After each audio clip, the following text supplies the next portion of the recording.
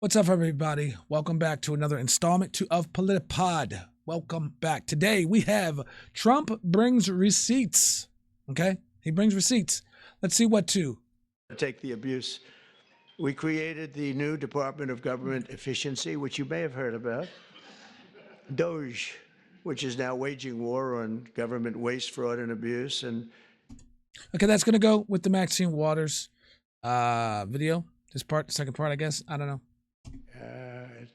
We've begun the largest deregulation of industries and other things. It's proper deregulation that has ever done. I lead the way on my first 4 years. We did more deregulation than any other president in history.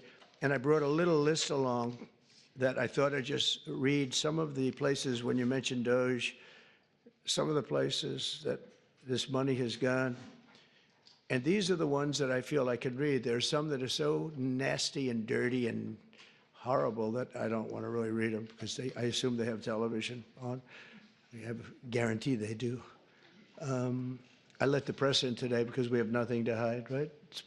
Nothing to hide. Now, this video can go alongside the Maxine Water video that I made. What she is claiming that Doge is doing. This will probably give you more of an idea of what is going on with Doge. So if you haven't seen that video, go check it out. All right? Much better. They said, do you want to let the press in? I said, why not? You think Biden would do that? I don't think so.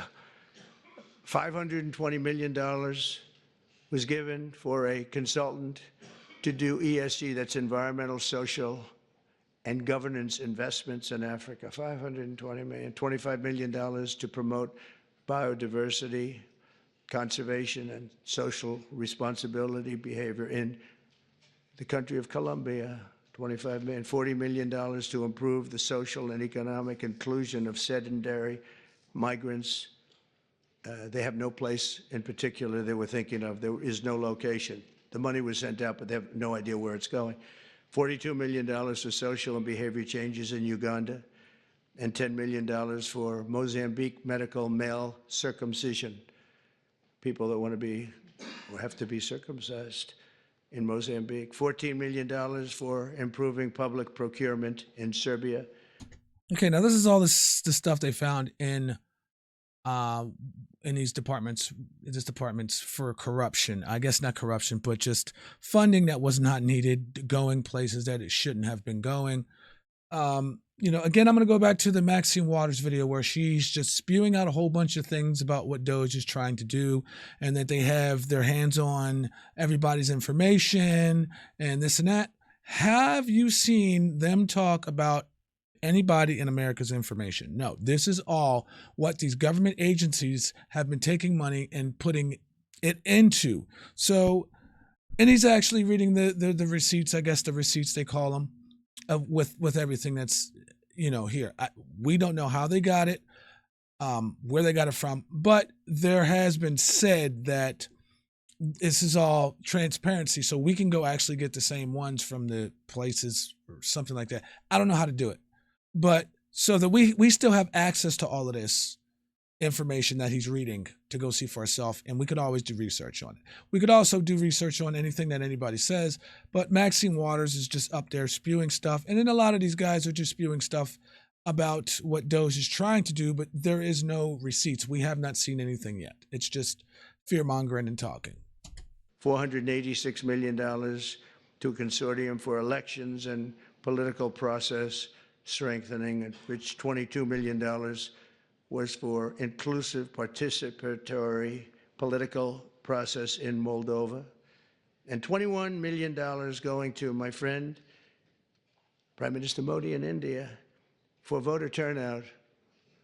We're giving $21 million for voter turnout in India. What about us? I want voter turnout too, Governor. $29 million to strengthen the political landscape in Bangladesh. Went to a firm that nobody ever heard of. Got $29 million. They got a check. Can you imagine you have a little firm, you get 10,000 here, 10,000 there. And then we get $29 million from the United States government. There are 2 people working in that firm. 2 people. I think they're very happy. They're very rich. They'll be on the cover of a very good business magazine pretty soon for being great scammers. $20 million for fiscal federalism. And a lot of people don't talk like how Trump talks. You know, but if you're a human, okay? You have words. You talk.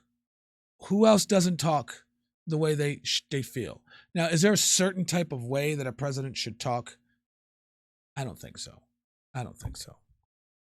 And $19 million for biodiversity in Nepal, and $47 million also for improving learning outcomes in Asia.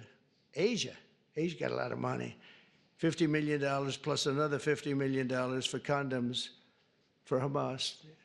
They gave $50 million, and it worked out so well, they gave another $50 million a little bit later. Condoms, $100 million for Hamas. And we're also uncovering outrageous incompetence and fraud in the Social Security. And I read this last night, so Governor, you're going to be bored hearing this, but you know, you never get bored because it's not possible to even believe it. So if you live 100 years, it's a long time, but let's assume that they had millions and battery's dying. Had to plug it in. Had to plug something in. Don't want to just drop off the middle of the video and then have to splice some stuff together. You know, when you keep the momentum going, when the momentum's going, you got to keep it going. You got to keep the momentum going, right? All right. Millions of people living because they have like 10 million people in the Social Security living. But let's go over 100. So now you're more than 100 years old. We have 4.7 million Social Security numbers, people from the age of 100 to 109. So if you're 100 to 109, we have 4.7 million people on our Social Security rolls, right? Well, that's a lot of people. I knew one guy who was 100. The great Lenny Litwin, he was a builder in Manhattan. He lived to 103. You knew him. He was one of the greatest builders. He was so happy. The reason he lived, he loved building. He'd build a building a year, right? Never had a problem. You knew Lenny Litwin, I would think of it, all right? He was a great guy and got along with everybody. He got along with Democrats, Republicans. Everybody loved Lenny. When he died, it was a bad day for New York, I'll tell you. He was a great guy. But he lived to 103, 104 because he just loved his business. He was designing a new building at 103, and that was the end of it. He didn't quite get the design finished. But you had 3.6 million people aged 110, substantially older than good old Lenny. From 110 to 119, you have 3.6. These are the people on the rolls. Now we're looking to see whether or not they've been paid, because if they've been paid, then you're just using those numbers to take out the money, all the money that's paid to those people. 3.47 million people. So the next thing is to find out if that, like you were saying, if the money is being paid out and these people do not exist or not around, then next thing you do, you would find out where is the money's going. And that's where you uncover Maxine Waters' what all they have on us. Maybe. I don't know.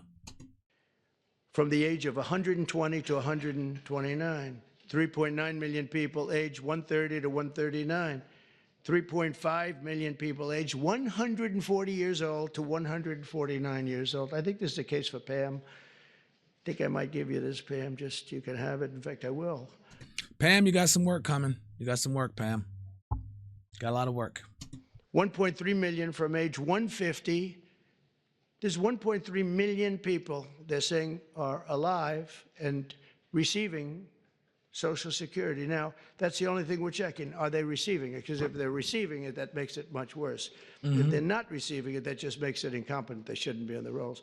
And the only thing good about this is that when we take all these people off the rolls, and we have tremendous fraud underneath, people that are 80 and 60 and 50 and everything else, but this is really incredible. 1.3 million from 150 to 159, and over 130,000 people are on the rolls of Social Security over the age of 160 years old, including 1,039 people between the ages of 220 and 229.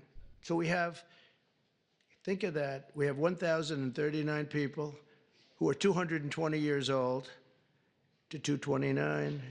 We have one person at 240 years old, and here's the beauty of them all. We have one person at 360, which is strange because the country is 250. So it's been there 110 years older than the country. Here, Pam, you better take a look at this. That's much better for you than for me. Now the question. Now. Like he was saying, if they're on there and they're just on there to do whatever, it's like, okay, just take them off. But if they're on there and the money's going somewhere else, then you got a lot of more stuff going on. But what I want to know is why in the heck would somebody actually put that on there? And if there's somebody that's looking at it saying, yeah, we got people 159 years old that are getting Social Security and not raise an eyebrow. This is the crisis, right? Maxine Water was right. We are in a crisis. I do agree with that. The question is, are they getting paid? Because somebody maybe is getting paid. Yeah, I have a feeling you were. I said, what a convenient thing. This is so nice. We created this department, Doge, and the kind of numbers are incredible. It could be $500 billion, but it could be $1 trillion. It could be even $1.5 trillion. We're going to find out. I mean, I'm actually going with Elon, and Elon is doing a really good job. And I said, who are these people that travel? We call them the Dogers. And I said, what are they? He said, they're generally young people with extremely high IQs who are very good with computers, because you have to be good with computers. So when one of these scammers talks and tries to tell them why it's perfect, they said, no, it doesn't work that way. It's very hard to talk them out of something when they have you. But we're actually going to Fort Knox because I want to see, do we have to take the abuse? All right, people. All right. There it is in a open case thing. The Doge team, Trump just said about, well, not just said, but, Trump said about what they have discovered. Now, if you have, go do this research for yourself. Go find out what's going on, if you're that into it. But you got all these other politicians that are running scared and they're trying to stop the Doge team from finding out what the corruption is.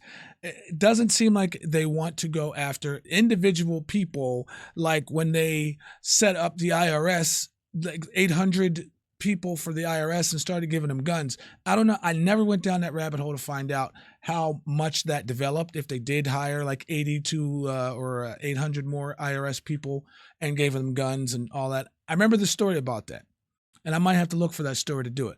But that would be actually attacking the people. That's attacking the people. If you just want to hire more IRS people to go after the people, I mean, what is wrong with the system you have now? Oh, that's right. The numbers don't match. The numbers are not right. So you have to go after people like it's our fault. I don't know. I don't know how that turned out. I haven't had anybody come knocking on my door saying that, anything like that, or but there it is in a nutshell. If anybody wants to have any comments like that, put it down in the comments. Let's continue this conversation, and then we'll go from there. All right. Anything I find, I'll do the updates of what I find. I'm going to stay on it. Later, people.